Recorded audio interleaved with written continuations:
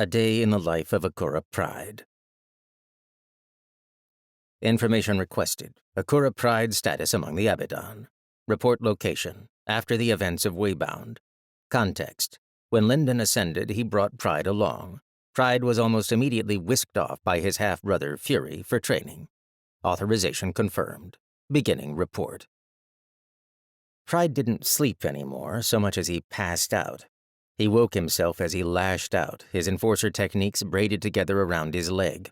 He instinctively kicked at whatever was restricting him, only to find that he'd torn a hole in his blankets. As he got his bearings, he panted and stretched out his spiritual sense. He was alone in this strange bedroom, which resembled a 10-sided polygon. It was tiny compared to his rooms back home, but he wasn't treated as a monarch's son here. In any case, his accommodations were still surprisingly beautiful. A window on one wall looked out over a gorgeous meadow with flowers that sang a soft song and clouds that took on the appearance of massive birds and flew through the sky. The breeze carried a scent fresh enough to deceive him into thinking it was a means of escape. He tried to crawl through the window only to find that there was no exit. It was a real window looking out onto a far-off world, but it only allowed travel one way. His bathroom was tucked into a pocket space, and it had amenities that even rivaled what he would have enjoyed in an Akura palace, though none of it was powered by the sacred arts. That made sense, given that he was far from home, though it still confused his spiritual senses to feel hot water spraying from a faucet with no sense of a binding involved. A puppet construct made of gray smoke flew up beside him and spoke into his head. "Good morning, Pride," the room's presence said. "You're up a little late today, I'm afraid. Your trainer is already on her way." Pride struggled out of the bed, his body still aching from the day before. "Tell her to wait. I'm not ready yet." His door hissed open from the outside, and a tall and powerful woman strode in. She wore the gray outfit that most Abidon did under their armor. Her dark purple hair fell to her shoulders, and she smiled gently as she saw him just getting ready. Pride began to sweat. "You must have been sleeping well," she said. "I'm pleased. The way flows through a healthy body." "Is Uncle Fury not back yet?" Pride asked. "Every hand is needed on assignment. Normally there would be many more trainers than just me. He won't be back for some time, I'm sure." Pride exhaled in relief. Tough as his training was, he would have had it worse with Fury around. "Oh, did you not want to see your uncle?" "No, Trainer Mora. I was simply worried for him." "I can't say I'm not worried about them myself." Her smile turned sympathetic. "But the best we can do is to work hard while they're gone. Come on now." She gestured him out of his room. Fortunately, or not, he hadn't changed since last night, so he was still wearing his own gray training clothes. He cleansed himself with aura, which thankfully worked to some degree even outside Cradle, but it didn't clean as well as a real bath would. Not at his level of aura control, anyway. He stepped out of his room to see hundreds of other recruits in the Wolf Division training compound. The polygonal rooms were stacked next to each other in rows of at least 24 pods, all identical to his own, and there were 8 such floors. If he leaned out of the shared balcony, he could see them all, 3 floors stretching above him and 4 below. That was only his wall. Across a short field were 2 more buildings reflecting his own. Trainees bustled here and there, but not in the synchronized fashion he might have expected before he arrived. Each one followed their own customized program with their own trainer. The same trainer. A tall, muscular, purple-haired woman smiled next to each and every one of the Wolf trainees. Trainer Mora waited for him, pleasantly beaming. She stepped back against the balcony railing so another copy of her could pass, a copy who was locked in conversation with a girl in the gray trainee uniform. "I know where to go," Pride said, striding past Mora. "Then why don't we go together?" she suggested. Nothing shook Trainer Mora's pleasant demeanor. As Pride reached the cafeteria and grabbed a tray, Mora didn't take one for herself. "We only have 6 minutes left for breakfast," she reminded him. Pride eyed her empty hands. "Do you not have to eat?" "Only my original body does," Trainer Mora said. "The rest of us are just temporary copies folded into existence from possibilities." Pride grunted as a machine shone a light onto his tray and something like a ruler technique activated. The machine projected freshly baked bread, piping hot sausages, roasted mushrooms, tightly wrapped green leaves that smelled as though they were covering spicy food, and an unidentifiable mass that resembled a ball of purple cloud madra. The one way in which his current living conditions matched his mother's palace was the food. Each meal was unique and tailored for his nutrition, or so Mura assured him. The Akura clan cooks were among the best on the continent, but the meals casually conjured by Abidon technology matched them every morning. "While you eat, I'll talk about the day's routine," Trainer Mura said. Pride scowled at her. "I don't need a reminder." She reminded him anyway. After breakfast, Pride found himself sweating as he slogged through an obstacle course. It was a somewhat complicated course, with steel structures jutting from the ceiling and platforms that moved in rapid and unpredictable patterns, but Pride had trained on such courses since he was a child. This was nothing to an underlord. Or so it had been on his first day. When she found that Pride's basic physical parameters were better than the average recruit, Mura hadn't even been impressed. She'd just ratcheted up the course's difficulty. Pride had come to find out that he was unusually strong only for those trainees born among the civilian sanctum population. For the ones who ascended under their own power, which were unusually common among the wolves, he was still below standard. That made sense, given that only archlords and above ascended from cradle, but it still needled him to be below average at anything. So while the air felt as thick as jelly and the increased gravity made him feel as though he weighed as much as a small mountain, Pride pushed through. He sweated as much as anyone, hauling himself up a ladder that shook in an artificial earthquake. "Great work, Pride," Trainer Mura called. "Only a few more days and we can take you up to the next level." Pride grit his teeth and controlled his breath before he responded, "What is the wolf standard?" Let's see. This is level 4, and the way usually begins to respond to one-star wolves on level 18. Pride lost his balance and almost fell. No wonder Trainer Mura didn't seem bothered, though the resistance in the air and the increased gravity had to affect her as well. "How many stars do you have?" Pride asked. Somehow he felt that if he was the one asking the questions, that meant he had the upper hand. "I'm a 3-star wolf, but I have 2 stars as a ghost, 2 as a fox, and 1 as a titan." She smiled at him. "Thank you for asking, but we'll have plenty of time to talk when you finish the course." When Pride finished, she made him run it 3 more times. Next came combat practice, which took place in a small, padded room. It resembled a low-gold training room more than one appropriate for ascendants, but they were restricted to little more than irons while inside. The way flowed through a healthy body, and the wolves wanted it to reinforce their combat. That meant honing themselves into instruments of battle. It all resembled what Pride had learned of icons, though most of what he'd heard about that had come since leaving Cradle, from Fury and, frustratingly, from his own sister. Normally, his opponent arrived at the same time he did, since the copies of Trainer Mura were all perfectly coordinated with each other. But this morning, Mura frowned at an invisible message and looked uncharacteristically bitter. "I'm sorry, Pride. Your opponent will be here in just a minute. It seems like our newest division has someone who needs training as well." She put more venom into the word division than Pride had thought she was capable of. Mura had always reminded him of Mercy. "The Reaper Division?" he asked. "I understand they're acquaintances of yours." She gave him a sympathetic look. "Be careful around them. In fact, it would be best if you could convince them to join you instead. From what I understand, they would make fine wolves." That wasn't the first Pride had heard about the Reapers, though the Abidon were always cagey about saying more, and Mercy didn't understand the situation herself. But before he could ask more, the door swished open and a dark-skinned man strode in. "I don't need a guide, and I don't need a god," Orthos rumbled to someone back in the hallway. Probably another copy of Mura. Pride was still unused to seeing Orthos as a man with leathery skin and gray-winged hair rather than a giant burning turtle. At least his eyes were the same, dark orbs with rings of red. "He's my opponent," Pride demanded of Trainer Mura. "He's a sage." "You will be roughly equalized while in this room," Mura assured him. "Welcome, Trainee Orthos. You may call me Trainer Mura." She was professionally polite, but Pride couldn't miss that her tone was noticeably cooler than when she spoke to him. Orthos looked her up and down for a moment, and then snorted smoke. "If you have a grudge against Ethan, you can take it up with him, Trainer Mura." Mura shuddered and glanced at the ceiling like she was under the gaze of a monarch.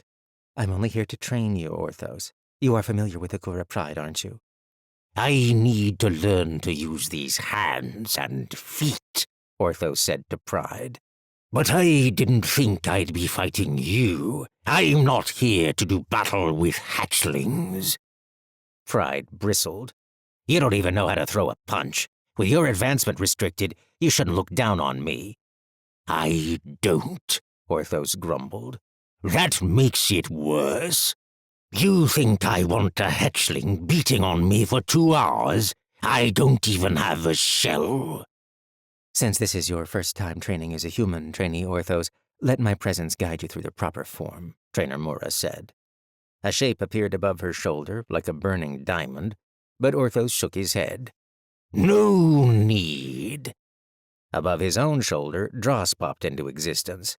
He swept a theatrical bow to the trainer. Ah, hello. One combat presence at your service. His service, really. You may call me Trainer Dross. Mura struggled with her expression for a moment before she said, "The trainees may begin when ready." The battle was only satisfying for the first 5 minutes. In the initial exchange, Pride slipped inside Orthos's guard with a basic full-body enforcer technique. Orthos was too slow to react, so Pride had him on his back immediately. That could have gone worse, Dross consoled Orthos. For instance, an enemy could have snuck into this room and stabbed you. Orthos burned with visible anger, the scarlet rings in his eyes shining, but he didn't say another word. Pride rushed in again, but Orthos managed to defend himself. It was obvious that Orthos hadn't used a human body much. He moved in lumbering, straight lines, shifted his whole body when he could have just shifted his feet, and generally fought without grace or efficiency. Pride put Orthos on his back again and kept himself from gloating. He should be a gracious winner. Before the 5th minute was over, Pride was the one on his back. He stared at the ceiling and listened to Dross. See, that's what listening to me feels like. I still don't like it, Orthos responded. We must practice until it feels natural. Pride had been careless. He'd forgotten he was fighting a sage, and one with more advantages than just superior advancement. Orthos had many years of combat experience and Dross to guide him. Pride set aside his own arrogance and layered enforcer techniques together. He could at least force Orthos to use the burning cloak. 12 seconds later, Pride crumpled as he hit the back wall. Trainer Mura clapped. Well done, Orthos. You're already beginning to make the presence's guidance your own. This is how to connect your movements to the way. At this rate, there's no end to the number of children you'll defeat. Dross glanced around at the faces of the others. What? Lyndon did it. Pride gained a certain amount of self-respect from the fact that he managed to last a full 2 hours. When Trainer Mura finally called a halt, it was Orthos who extended a hand to lift him up. Thank you, Pride. I haven't had many practice partners lately. Pride bristled at the insult of being offered a hand up, but he took it anyway. I have no doubt my sister would be delighted to accompany you next time. And what about your dread god? Their responsibilities are greater than ever, Orthos rumbled. And if we sparred against them, we wouldn't have gotten to spend this delightful time with you. Pride jerked his hand away and gave a stiff bow. Next time, I'm sure the wolves can find you an opponent better suited for your level. Orthos studied him for an uncomfortably long moment. Taking offense does not demonstrate great pride. It shows a weak ego. That was an insult, and Pride drew himself up. Madra spooled out to his limbs, visible in crawling lines, as his book of 7 pages filled him with power. Under these conditions, with the training room restricting Orthos's power, he could defend his honor. Did you come here to humiliate an underlord? He demanded. What does that say of your pride, dragon sage? Rather than strike back, Orthos huffed out a dry chuckle with a mouthful of smoke. You only have one enemy in this room. A dragon should not fear himself. If anything, that comparison was more insulting. The Akura clan had no high opinion of dragons. Orthos was already leaving before Pride could respond. Trainer Mora stood next to the door, busying herself so she wouldn't make eye contact with the outsider from the Reaper division. Dross reached out a tendril and patted Pride on the shoulder. Don't listen to Orthos. I prefer you this way. You're much easier to predict. I do not fight for your amusement. That's the spirit. Dross nodded encouragingly before blinking out of existence. Once the Reapers were gone, Mura smiled as though nothing had happened. Lunchtime. Take a shower, relax, then meet me back in the cafeteria in 15 minutes.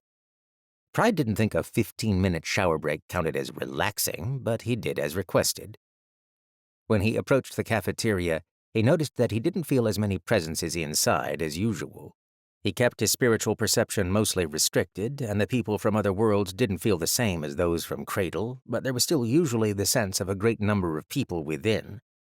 He could have extended his perception to probe the situation, but that could be rude, and if anything had gone wrong, the entire wolf division would have been mobilized. Pride strode inside confidently, the metal door hissing away from him as he approached. There were other trainees inside, but they were huddled at the far end of the room. Most crowded the same tables, though there were dozens of others empty, and the rest simply ate standing up. All looked warily toward the person standing at the entrance. In her black armor, Mercy beamed and waved as Pride came in. Hi, Pride. Did you miss me? They spoke almost every night, at least when Mercy was close enough to receive transmissions, but Pride was distracted by the behavior of the others. One of the wolf trainees hurried out the back door. Another spat something that Pride took as a curse in another language. There was another oddity. Usually, each trainee would have a copy of Trainer Mura along, but they were all missing. All except one. Pride's own version of Trainer Mura, at least he assumed it was her, stood to one side of the door with arms folded. She stared straight at Mercy with a determined smile. After Mercy greeted Pride, Mura took the chance to speak. Pride, right on time. Your sister decided to give us a surprise visit. Why don't you show her how to request a meal?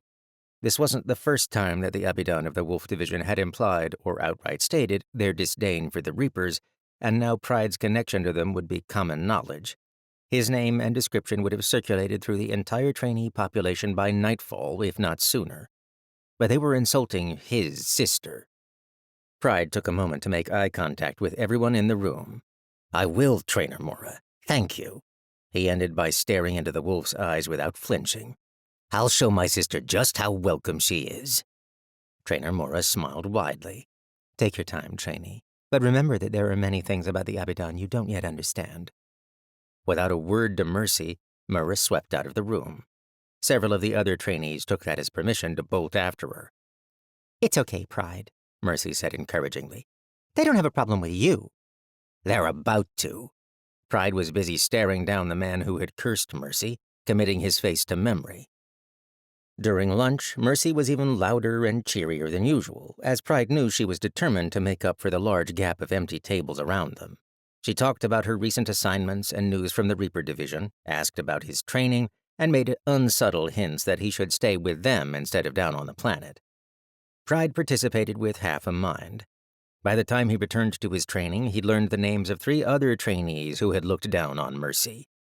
One was Sanctum-born, but the other 2 were Ascendants. He found that surprising, given that those who ascended under their own powers should have no reason to distrust Reapers.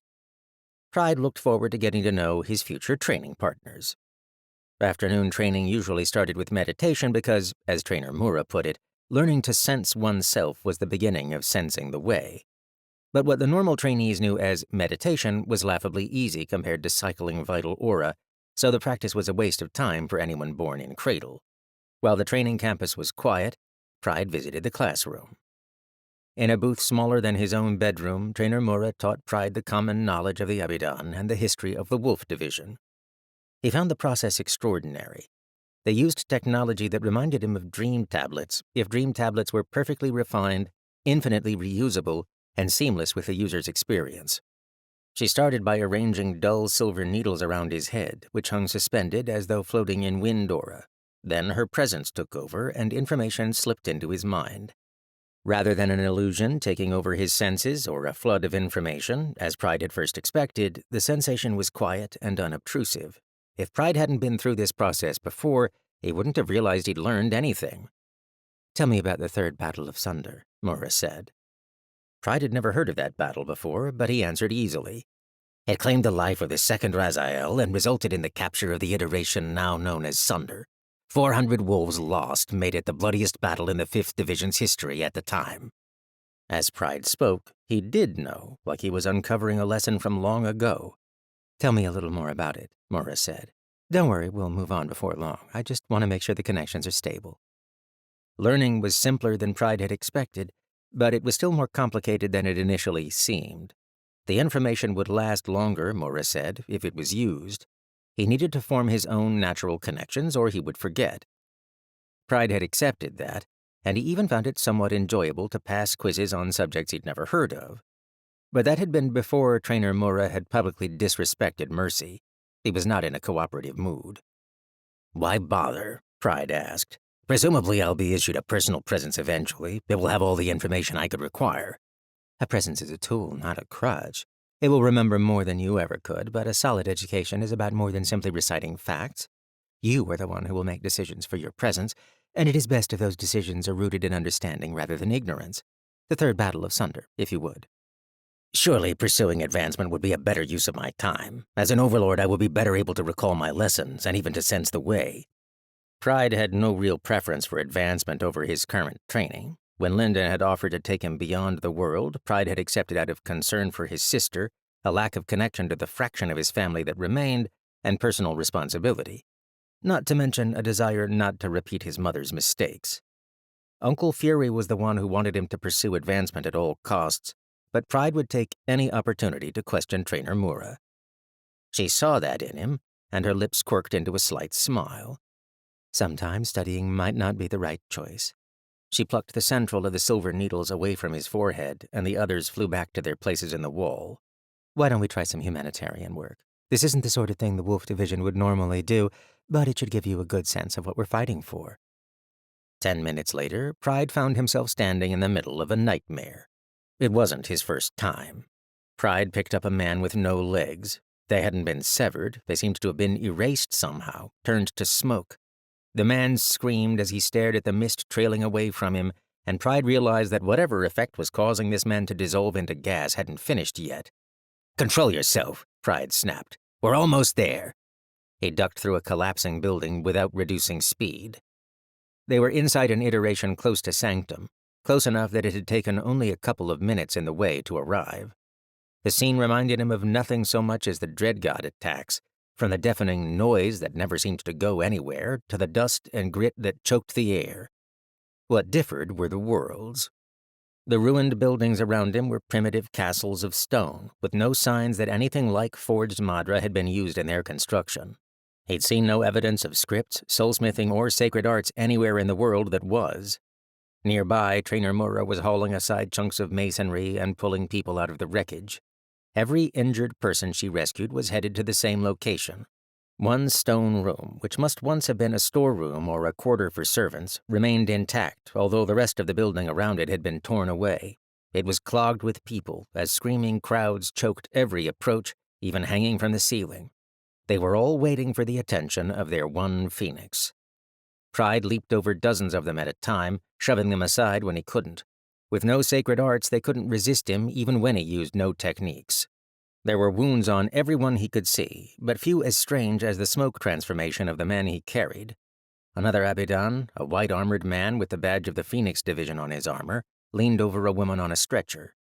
Sweat matted the Abidon's stringy hair to his face, and he breathed heavily, but he still radiated blue light from his palms. On the stretcher, the woman heaved a breath as she came back to life. Pride suspected that was literally true. Her eyes had been glassy and unfocused a moment before, but he saw a spark return to them even as her bones realigned and her flesh knitted back together. Bloodstains shrunk as her wounds disappeared. "Bring the next one," the Phoenix ordered one of his helpers. The assistant was a local man with a large build, and he called someone's name. Pride stepped in front instead, holding out his burden for the Abidon healer. "He's next." The Phoenix looked like he could be a member of the Aurelius family, but his yellow hair was messy, and he had deeper, darker bags under his eyes than Pride expected Ethan would ever allow. "There's nothing I can do for him," the Phoenix said wearily. Pride stiffened and shot a glance down at the man, who had lost everything below the waist to a cloud of color-tinted smoke. "Why not?" Pride demanded. "That's the touch of a fiend. It's outside the normal order. If he was my only patient, but he's not, and there are people I can help. Move." Pride stepped aside automatically, bringing his patient with him, but his mind churned. Was the Abidon telling the truth? Probably, given that he had no reason to lie. His words implied that there might be something a more powerful healer could do. Lyndon had some sort of connection to Suriel, Pride remembered. She was the Phoenix, not just a Phoenix. Pride pulled out a metal device Mercy had given him. It was something like a communication construct, but made of physical materials rather than forged Madra. He tried to contact her, but made no connection. Trainer Mura had to take him back to Sanctum. From there, he could go to the grave and find help. As Pride charged out to find Mura, the effect of the curse suddenly accelerated. Without a word, the man dissolved in Pride's arms. Though it was futile, Pride still instinctively tried to grab a handful of the smoke. He hadn't even known the man's name. Pride had tried to help one person so far, and he'd failed. He felt like he was back in the aftermath of the Dread God attacks, but he'd faced greater responsibilities back then. He could reassure other sacred artists or face enemies. This time, he was as powerless as the mundane crowd around him. Pride looked up and scowled. One more detail that reminded him of the Dread Gods. The enemy had altered the sky. In this case, the creature, the fiend, that had attacked this world remained visible. It had crashed through the sky as though breaking through an egg, 2 arms and 2 legs dangling down from incomprehensibly high above. The fiend resembled a puppet construct or wooden marionette, and it was transparently dead. It had been folded in half, stuck with its limbs and head inside the world while the rest of its body waited outside. Its face was disturbing.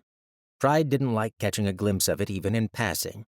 Its face looked painted, but the paint constantly swirled in shapes that gave him the impression that it was about to resolve into something terrifying. From where the fiend hung in the sky, the world was cracked. Long splinters crawled out from its point of impact, and Pride was vividly reminded of the spatial cracks that combat between monarchs could cause. Between those cracks, Pride saw darkness and the occasional flash of spinning color. The colors were even more sickening than the dark. Trainer Mura's presence, the featureless gray doll, popped up next to him.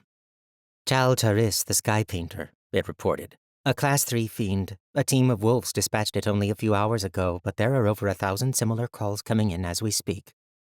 I've seen worse, Pride said.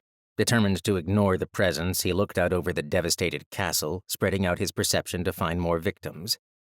Before Osriel abandoned his post, these worlds were safe. The presence floated next to him easily, and he supposed it could have beamed its thoughts to him even if he did escape. While he was absent, the one who struck the blow to our forces was a former executor, one the Abidon recruited to intervene in worlds on their behalf, the Mad King. Pride fought back a shiver as he remembered the man in the bone armor and the red eyes. He had caught only the tiniest fragment of a glimpse, one that he hadn't even fully remembered until after weeks of nightmares. And, of course, he hadn't known the figure's name until leaving his world. I've been attending my history lessons, Pride said. He enforced himself to lift a wall away from life he sensed within, only for a group of creatures that resembled huge raccoons to scurry past him.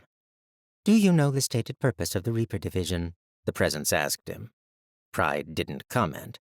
The Abidon strained themselves to the point of breaking to save lives endangered by Osriel's negligence. With his return, he brought with him a group of those who caused this disaster in the first place. Akura Pride, you can see that this is madness. And? What do you expect me to do about it? You have influence over these new Reapers, the presence said. You should use it, for their sakes. Pride said little else for the rest of his time in the iteration whose name he'd never learned. He remained quiet on his way back to Sanctum, while he returned to his room, and as he readied himself for bed.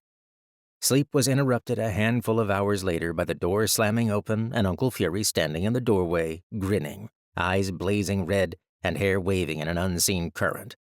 "Morning, Pride! Time to train!" For once, Pride was eager to get started.